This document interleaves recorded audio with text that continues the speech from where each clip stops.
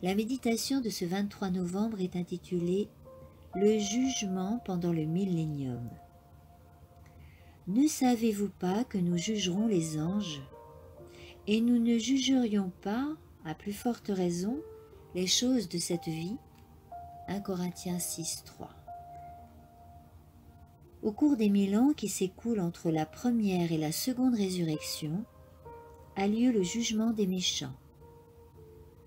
L'apôtre Paul parle de ce jugement comme devant suivre le retour du Seigneur.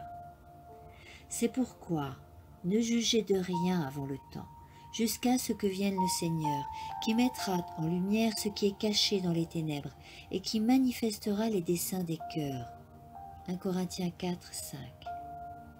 Daniel déclare que c'est au moment où l'Ancien des Jours vient qu'il donne droit au sein du Très-Haut. Daniel 7, 22. Alors que les justes règnent comme rois et sacrificateurs de Dieu. Et je vis des trônes, et à ceux qui s'y assirent fut donné le pouvoir de juger.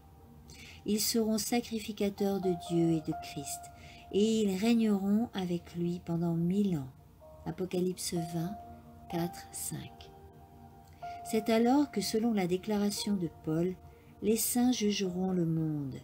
1 Corinthiens 6, 2. Conjointement avec Jésus-Christ, ils jugent les méchants en comparant leur vie avec les préceptes du Saint-Livre et se prononcent sur le cas de chacun. Quand la mesure de châtiment réservée à chaque impénitent est évaluée, il est inscrit en face de son nom sur le livre de la mort. Satan et ses mauvais anges sont également jugés par Jésus-Christ et par son peuple.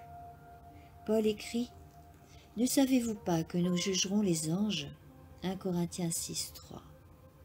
Et Jude nous apprend que Dieu a réservé pour le jugement du grand jour, enchaînés éternellement par les ténèbres, les anges qui n'ont pas gardé leur dignité, mais qui ont abandonné leur propre demeure. Jude 6.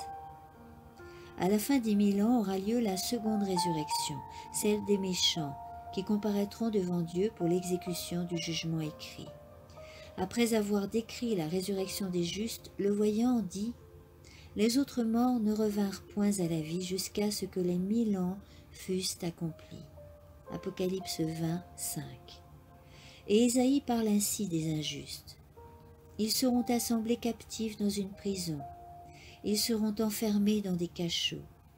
Et après un grand nombre de jours, ils seront châtiés. » Ésaïe 24, 22. Amen.